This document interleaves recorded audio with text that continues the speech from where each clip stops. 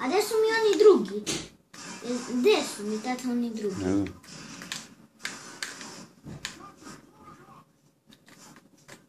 Gdje? Pa što otišao dok? Su pobijani svi, to su moji pijeni.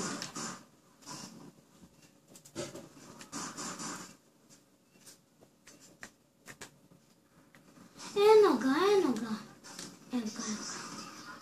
Šta ću da radim kad mi pobeže?